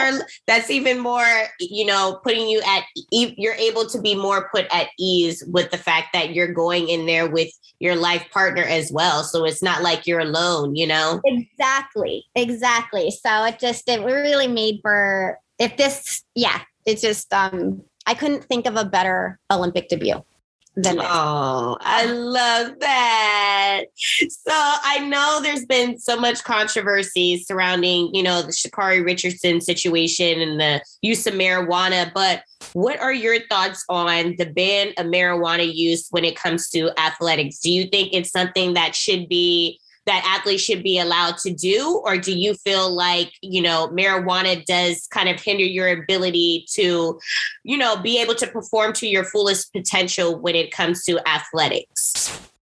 So my opinion's not going to be popular with her fans. That's okay. For one, it doesn't really matter if it's banned or not. It was on the banned list and she knew not to do it during that time. And then she admitted she knew it was on the list and she chose to do it anyway. So what that tells me is a lot of people are like, well, at least she admitted it. And it's like, no, but what she also admitted is that she thinks rules don't apply to her. So what seems like it's just pot could be something more. It could have been a masking agent. So she's using it to mask a more serious drug. It does look suspect when her coach is Dennis Mitchell. He served a ban for testing positive for testosterone. Other people he's coached have also served ban. Justin Gatlin served 2 bans, a 2-year one for amphetamines and a 4-year one for testosterone. Alan Johnson has not been caught for doping, but he was the 96 gold medalist. But USADA, the United States Anti-Doping Agency, and WADA, the World Athletics Doping Agency, they were not founded. So WADA was founded on November 10th, 1999, and USADA was founded October 1st, 2000. So any gold medalist or silver medalist or bronze medalist before 1999 were likely not tested for doping. So we just don't know. So, but after that, it just doesn't look good. Cause I'm looking at the way she responded in her interviews. She has no remorse. So yeah, pot is just pot, but it's how she responded where it's like, okay, so if you think at the Olympic trials, the one race that you're going to get tested, and then you admit, I knew and I did it anyway. What other things would you do? If you're not doing it already, would you do and think the rules don't apply to you? Because it wasn't even though it's on the ban list, like there's other athletes who might smoke to calm their anxiety, or I don't. But there's other athletes that might do that. They're not doing it at Olympic trials. You know, she just had to wait a couple days. Yeah. And then do it. Also, it's cannabis that's illegal. CBD is not. So if she wanted to use, you know, CBD to relax her from the shock of learning that her biological mother had passed away, it does say CBD is at your own risk. So it's not banned, but if it comes across as THC in your testing, then that's your risk. However, it's not likely it's going to come across as the levels are too low. So if she's truly using medical CBD, then she probably wouldn't have tested positive. So she's actually using cannabis. So she had a choice. She could have used something better, that something that wasn't going to test positive if she really felt she needed it. But I don't know, like in that case, and you know, there was 3 athletes in our Olympic trials race walk race who all lost their fathers this year, all super close with their fathers.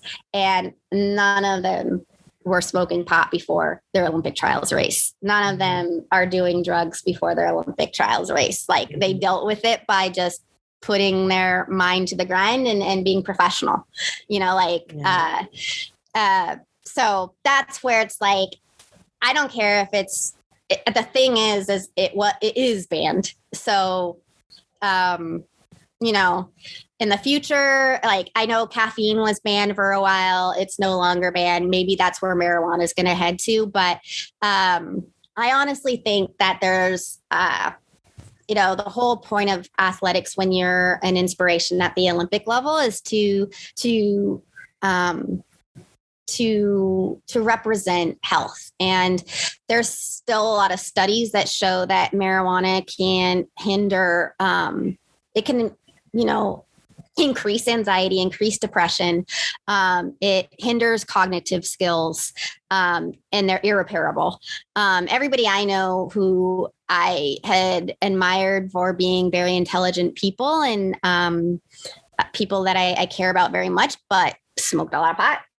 I've definitely noticed their IQ dropped a lot over the years, and there's total difference. You know, like kids I knew in college or in high school that smoked, who were like top in their class, are no longer. You would never guess it now talking to them. They're not all of them are necessarily like low IQ, but they're not what they used to be. You know, so it's not healthy. So to me, it's like, if the job of USADA is to protect the athlete, which it is, the whole reason why it exists is for fair sport, because the Olympic oath is to, you know, it's like we promise to take part in these Olympic Games, respecting and abiding by the rules and in the spirit of fair play. So it's to make sure everybody's in fair play. And then it's also to protect the athlete. Like if you look at it, Sha'Carri, she says she's number 2 in the world, but with her one time that she did, and she's never been able to match it since. But she's in between Flojo and Marian Jones.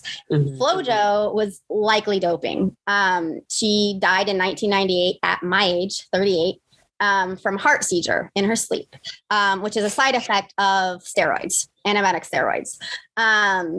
It was in 1998. That's a year before the WADA was, so she wasn't tested, because WADA and USADA did not exist. So there wasn't drug testing going on then.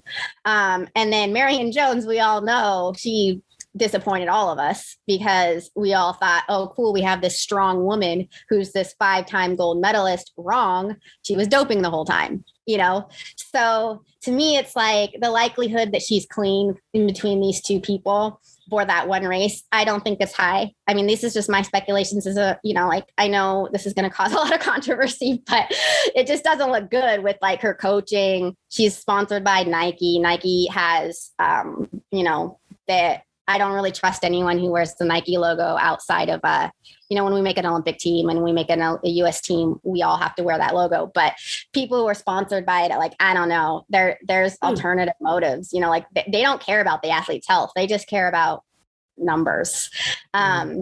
look at their commercials. You got Pistorius and Marian Jones. You go back and look up after you get off this, like this podcast, like just look up the old Nike commercials. They're terrifying. Like Pistorius, they called him the bullet, and then he ends up like shooting his girlfriend, and then he could have been a great example and role model for Paralympians competing in the Olympic level. And instead he just ruins it all. And then, it's like, and then Marian Jones is doing all this, like just being a fraud because she makes herself look like she's a badass when she's really just the fake. And that's really disappointing and it's also bad because like, who knows, she might end up having a heart attack in her sleep because of the steroids she was doing. That's not healthy. And so the whole point of USADA and WADA existing is to also protect the athlete from themselves. So because we are all human, we're all going to go through challenges. We're all going to have, loss in our life and, as much of our triumphs. And it's going to be hard transitioning from the different phases of our life. And the difference in, what makes someone admirable and what makes someone not is how we choose to, do we take accountability for it?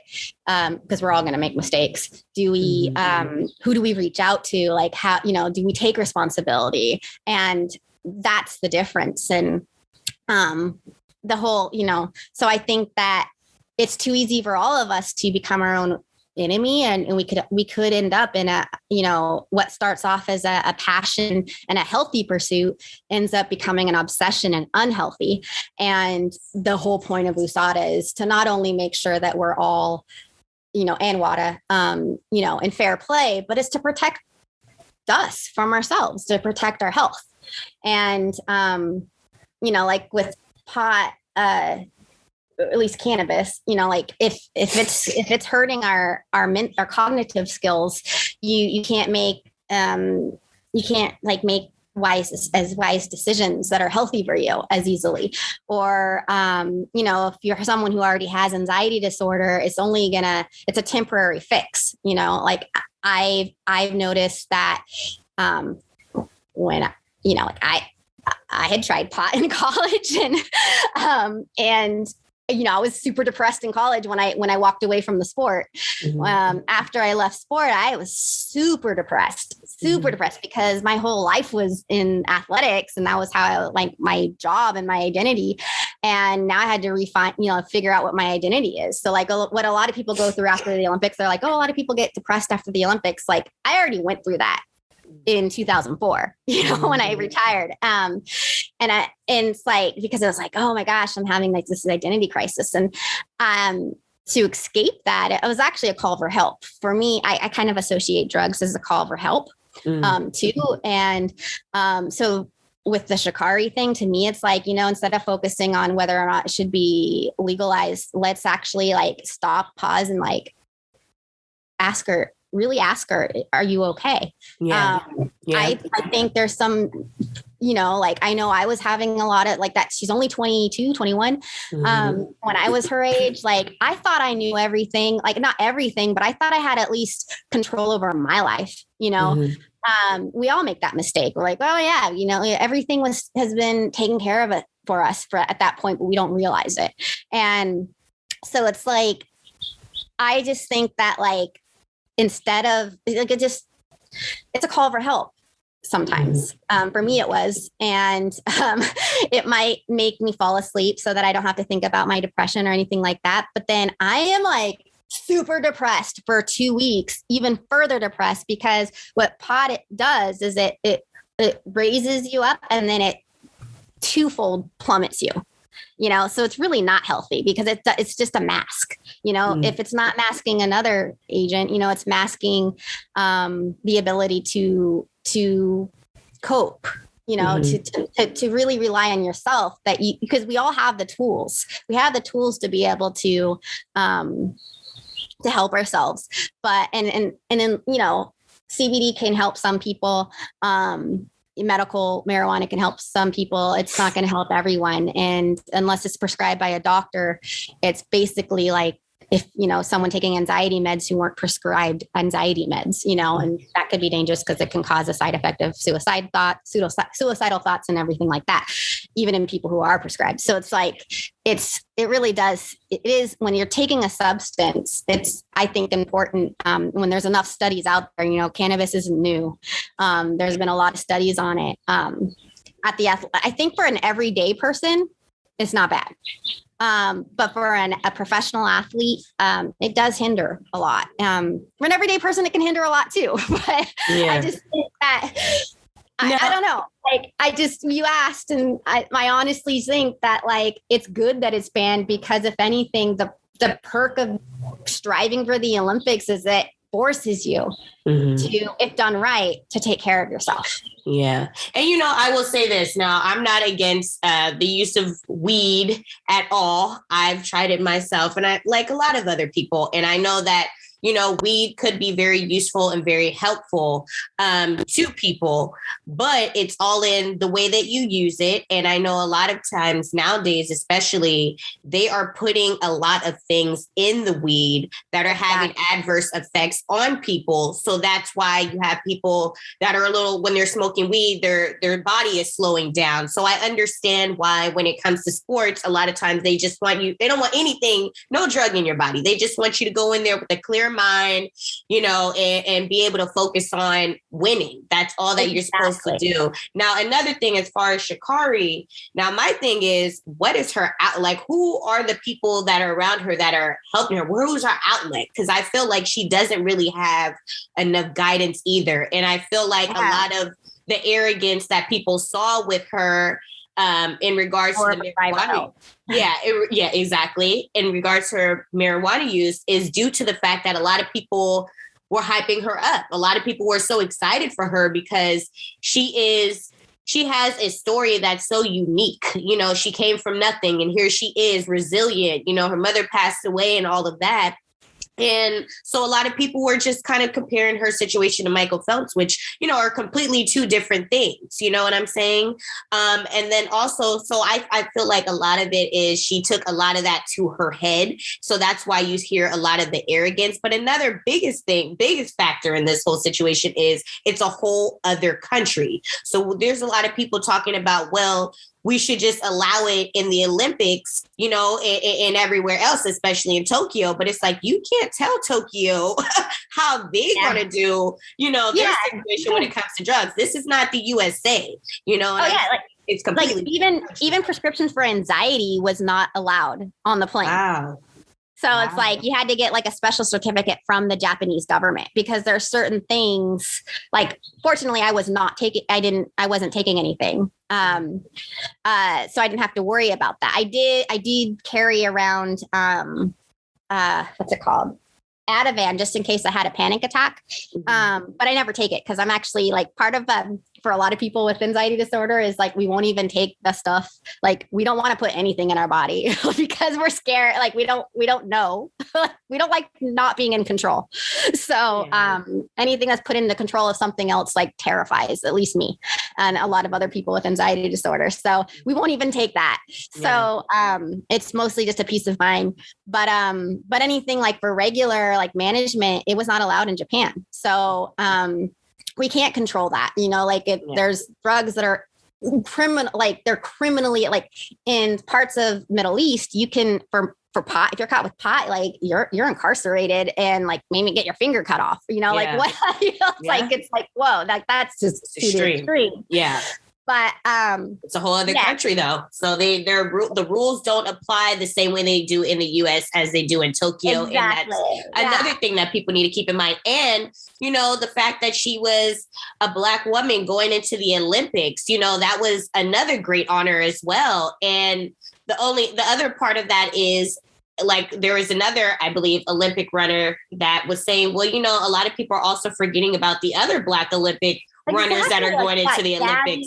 You have Delilah, you have Sydney, you have, I mean, there's so many, like the list goes, Brittany, you like have tons of people. Exactly. That are admirable, that didn't have to smoke pot the day of their race or the day before their race, I mean, I'm not like you, like, I'm not opposed to people who feel if they need it, like to take care of their mental wellness or just to relax or whatever, if they need it, but know when to do it, He could have done it 2 days later and would have probably been fine.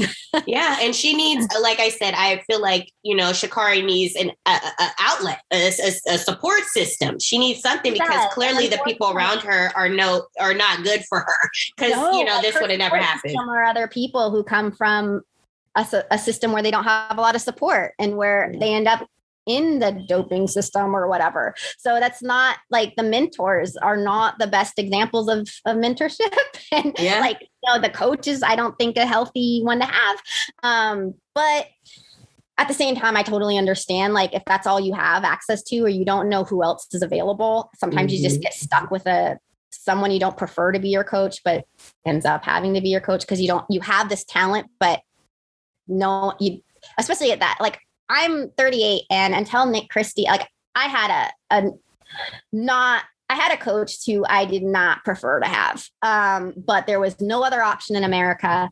I was ostracized by the only coach that was Olympic level coaching since I was a youth. So I didn't know who else was available until I met Jacinto. And that was all because Nick, he goes to different training camps and he knows a lot of the coaches from all over the world. And so I went to a training camp in 2019 with him in Spain, and I met Jacinto and I just loved his program. And it's a very honest program. And he's like, cares about the athlete, the person, not just athlete, but the person.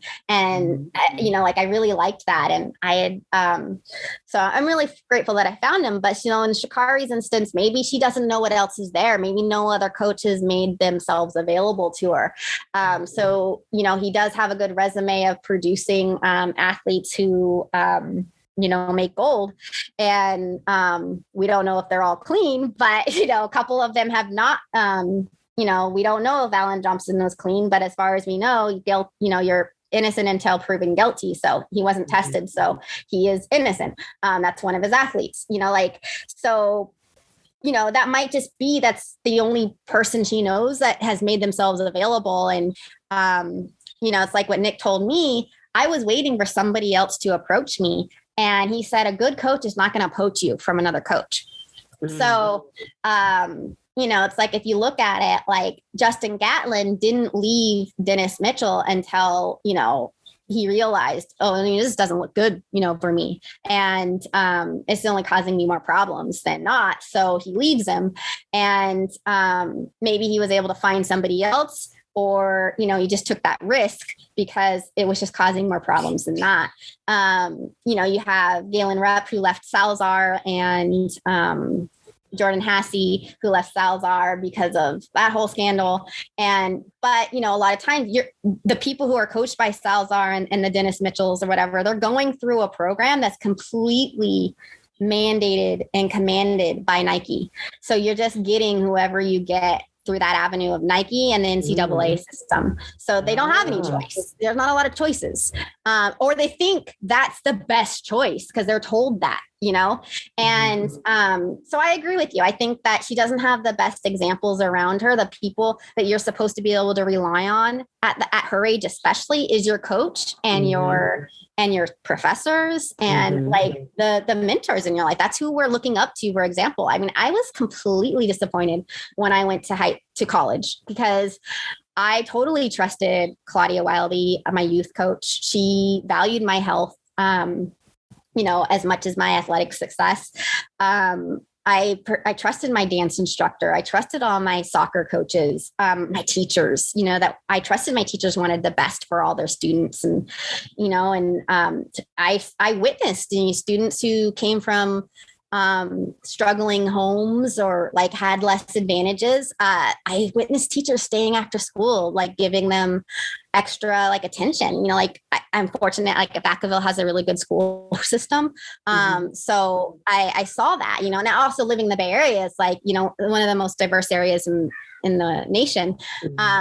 Like we're very fortunate to be from California. You're from California, right? Yes, like the Bay Area, like you. Yes. Yeah, you're from the Bay Area, that's like you said. So it's like we're fortunate. We're kind of spoiled because, you know, there's just a lot of more support and understanding and like reality, you know, like an experience. So I just think, like at her age, she's in college. She can only trust what she's being told. And I think that in the college system, there's not a lot that any of us can trust. Which is sad. So like it's unfortunate.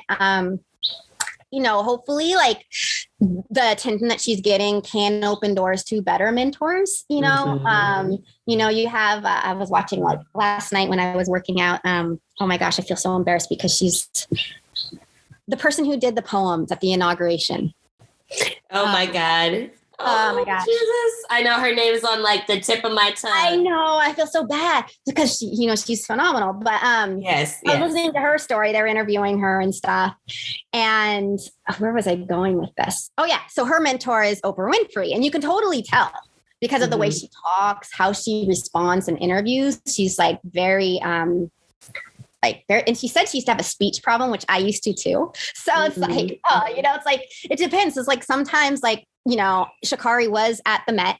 So maybe there she can meet some other people who can be better examples, or like, you know, Nick was able to introduce me to a really good healthy coach environment with Jacinto. And so hopefully Sha'Carri can find something like that through those avenues, because sometimes like the people who can be healthy for you are not even in your sport or even related to it. It could be someone outside, you know. Oprah's not a poet. She's a writer. She's not a poet, but she is that mentor. Hi, I feel so bad. I can't remember her name. It's Amanda Gorman. It's Amanda Gorman. Yeah, Amanda Gorman. So so it's like, you know, but that's someone who's a good mentor for her. You know, I'm just like trying to think of like the different people who have been able to rise through, you know, to keep success even through like, okay, look at like Simone Biles, you know, to be able to get through those hard pressures. She has a lot of pressure on her at a very young age. She was like a kid, you know, like she was younger than Sha'Carri. So, and she is like the Michael Phelps. She is already making, you know, Sha'Carri made 1 gold. Phelps is making several golds, same with Simone Biles. And so there's a lot of pressure. Like she's like, what, like 14 when all that started? And it's been ongoing since then. It's like, no wonder, you know, like I'm so proud of her, you know, like it's good to take that stand. And she's like, I got to protect my body. And if I'm having the yips and I can't trust that my body's going to not like perform, you know, complete that task. And then that pressure that, you know, even though she submits her own routine, there's still that pressure that she has to, because people know she can do it. She has to submit this routine that's like, all of the routines are dangerous for gymnasts, but her routine was especially dangerous. And, you know, it's just, you know, but the difference I think for her and Sha'Carri is I think she has a lot better support system. And so hopefully Sha'Carri can find that though with her network of people that she is. It's overwhelming though, because she is young and she's having all these adults thrown at her, like the adult life thrown at her. And she's supposed to, she has that spotlight and she's supposed to like, and I think that it's like, sometimes people say, act like you are until you become it. So then maybe that's some of her strategy is like, oh yeah, I'm the best in the world. That arrogance is like, if I say this, it'll be easier to be among, you know, be socializing with all these people who right now are better than her. I definitely think it's also a defense mechanism too, you know, because you have all these away. People off. Like I used to do this sometimes as a kid. If I didn't want to talk about something, like I would just be really ornery. And, you know, like there's a quote by, who is it? I think it's actually Nietzsche, but where it's to talk a lot is another means of disguise. And that really like spoke to me in college because usually if I hate talking a lot, but usually if I am, it's either to quiet my own like stress or it's to keep people away. I don't want to like, it's because I have a lot of things going on and I don't want people to focus on that. So it's almost like I'm talking about things so that they don't realize there's other things on my mind. Or it's tiring them out with my talking that like they leave me alone so that I have my own space. So like, maybe that's what she's doing in a different way, where it's like, oh, this arrogance is going to keep people away so that she can just focus on just what she needs to do. When she gets on that starting line, people are less likely wanting to talk to her. So then she's like, oh, cool. That's what I want, because then I can just focus on what I need. I don't know. Like, there's different strategies. Yeah. Who knows what's going through her mind completely. Yeah, like, I'm not her. Don't live there. Exactly. So like, I can only speculate. But I know that for me, I have done things in trying to cope with my own challenges where it's like, sometimes I just need my own space. So it's like, I almost like being ostracized because it's like, I can just focus on what I need to focus on, or answer when I'm ready to answer the stuff. Yeah. Or, now I'm not someone who approaches things with arrogance, but, I do promotional modeling with costuming, where I'm dressing up in like what I call hot couture, my version of hot couture, creative hot couture. And I used to always wear a wig. Mainly because I don't know how to do my own hair, but and you have a huge wig collection. You got 50 over 53. So do we got names for all these wigs? You wear them for racing? I know, but I was on a podcast with Allie on the Run, and I had never seen Schitt's Creek. And she recommended Schitt's Creek. And oh my gosh, like it made me laugh because she's like, you got to see it, because when you see her wig collection, it just made me think of you when I read your bio. And like, I thought, I was like, oh my gosh, like mine don't hang on the walls like that. but yeah, that's why I do have the wigs, because I'm very bad at doing my own hair. And then being an athlete, it's like, we don't have time. Like we can style it in the morning and it's like all for naught, because then as soon as we work out, it's done, So exactly. So I had those wigs, but the other reason why I had those wigs is like, as soon as I put that on, I can kind of convince myself I'm somebody else. Yes. And, so maybe that's what's going on with Sha'Carri, is when she's putting on that arrogance and stuff, like in that moment, she's somebody else. And that helps distract her from anything else that could be stressful. Because if she creates her own stress, she's in control.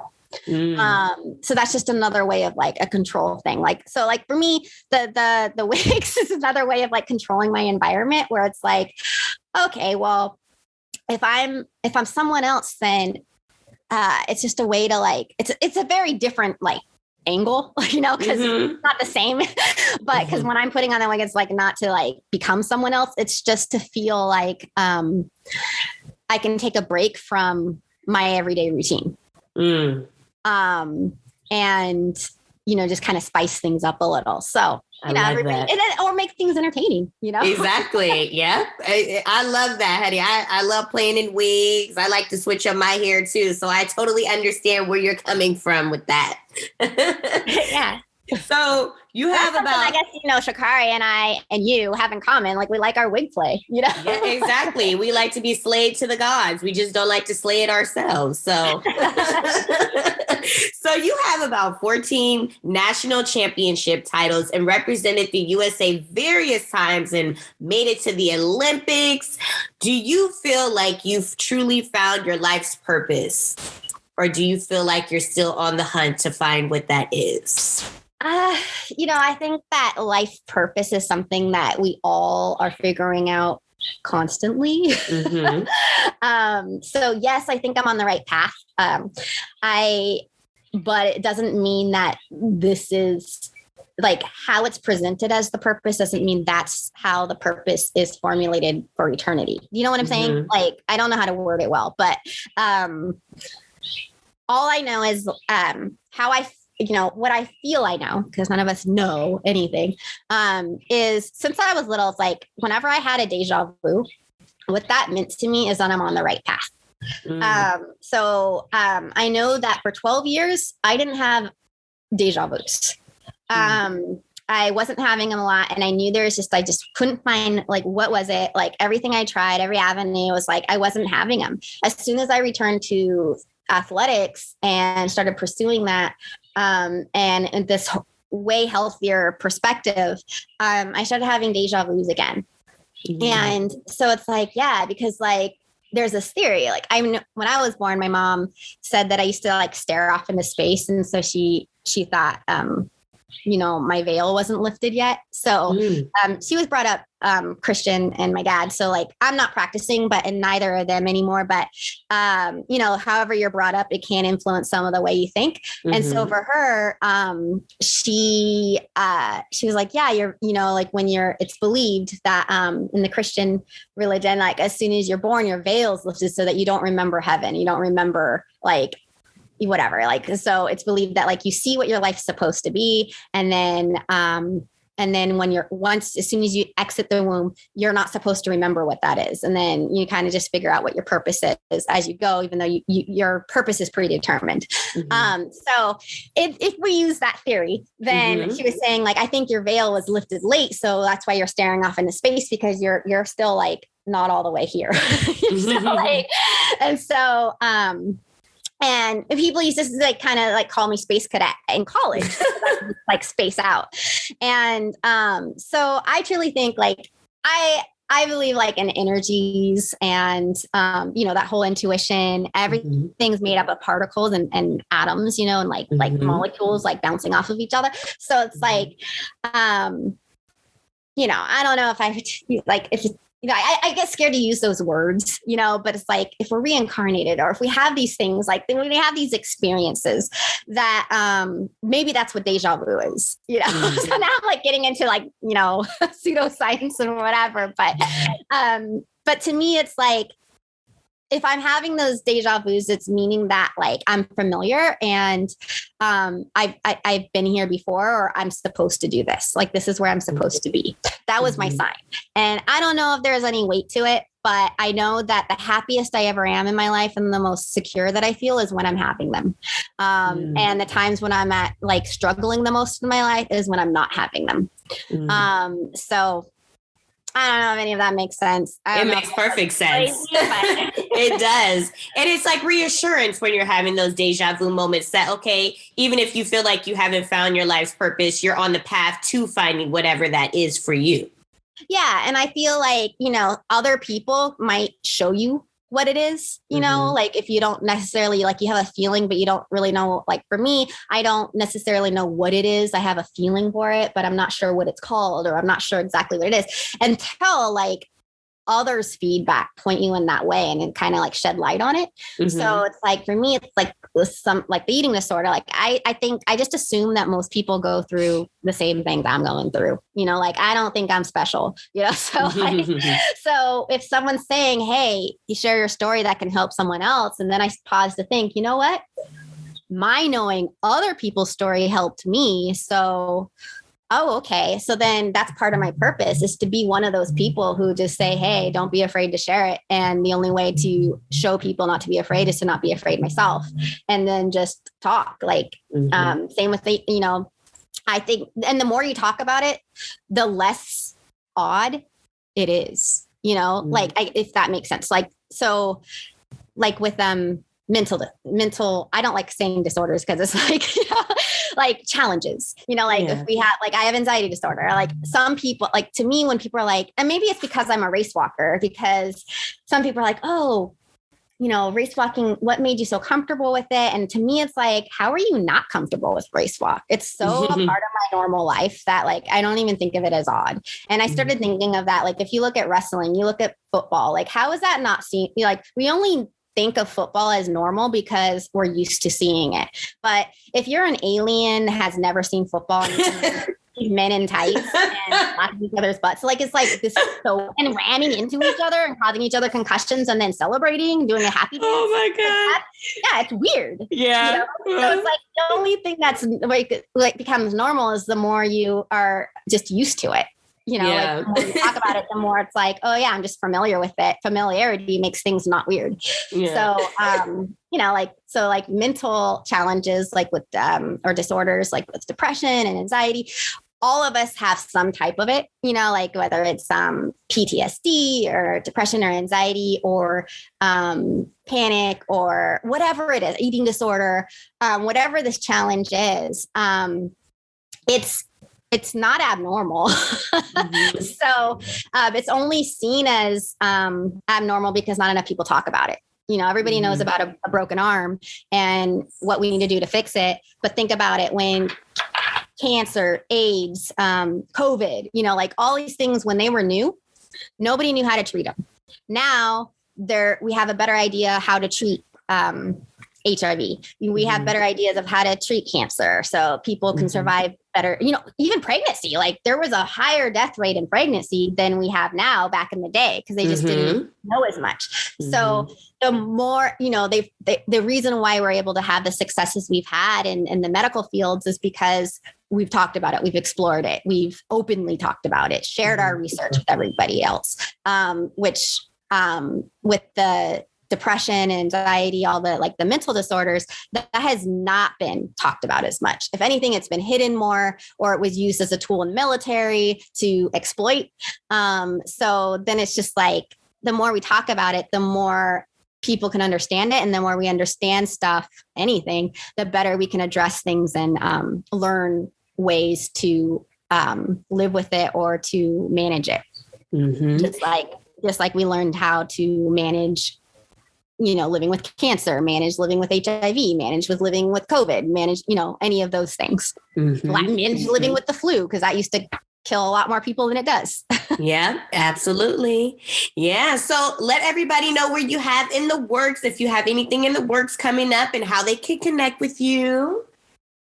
So you can, I'm best at the best way to connect with me is through Instagram. I'm at Robyn Design. ROBYN DESIG as in good in. So like designing things. So I know it's like, I'm an athlete, but I go by Robyn Design because athletics is designing to me because it's a dance. So at Robyn Design on Instagram. I am on Facebook, but I'm more easily accessible by Instagram. But on Facebook, I'm at Dream in Gold. DREAM, the letter N, gold. And yeah, also on Twitter, same name as Instagram, but Instagram's the way to go with me. Yeah. I also have my website. Anything like I put everything I do and what Nick does on my website, www.walkinrobyn.com. Love it. Walking with just the letter N. Wonderful. I want to thank you so much, Robyn, for joining me today. It's been a pleasure to have you on and talk to you and hear all about, your successes. And I hope you'll be able to come on the show again and talk more about your other championships that I know that you're going to be having coming up. So, oh my gosh, it's been such a pleasure, Kyra. Like, I know I've taken a lot of we were supposed to talk for an hour and too. When it's good, it's good. Enjoyed talking with you. I really enjoyed your last podcast. I actually put a plate of salt under my bed yesterday because I've been really stressed because of the anxiety, returning, and it never goes away, but like the management. And I was like, I'm going to try it. And it was almost immediate. Like, I don't care if it's psychological or not, it works because my mood just changed so much. Because, it's supposed to get rid of the energies and stuff, like the bad negative thoughts. And I was just like, I'm going to try this. And it, so thanks. Absolutely. And you know what else you can do for that too? So on YouTube, there's these Hertz meditations and they have them for different genres. So say you want to open your chakras or whatever, or they have ones for anxiety and stress where it helps you de-stress and takes away the anxiety. So when you're sleeping at night, along with the salt, you can put on the Hertz meditation music and put it, kind of low so you're not distracted while you're sleeping. And that also helps a lot more too, to get rid of that stress and anxiety. So yeah. Is that Hertz can you spell that? Yeah. HERTZ. HERT. Okay, I spelled it correctly. Awesome. Well, thanks again. Absolutely. Always looking for ways. We're learning. We can learn from everyone. So ways to just balance everything and use anything that's there. Yep. Absolutely. And well, for everybody else, I want to thank you so much for tuning in to another episode of Vibe Selection. I am your host, Kyra, and you can follow me on IG at I am Kyra Mahoney, or if you like to support the Vibe Selection podcast, you can do so at www.patreon.com/Vibe Selection, or if you like to get any Vibe Selection merch, you can get that at www.teespring.com/Vibe Selection. Stay safe, stay healthy out there. I'll see you all next week. Bye.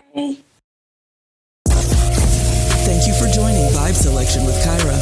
Come vibe out with us again next time and hear the latest on today's hot topics. Find us on Instagram at I am Kyra Mahoney or donate at www.patreon.com/Vibe Selection.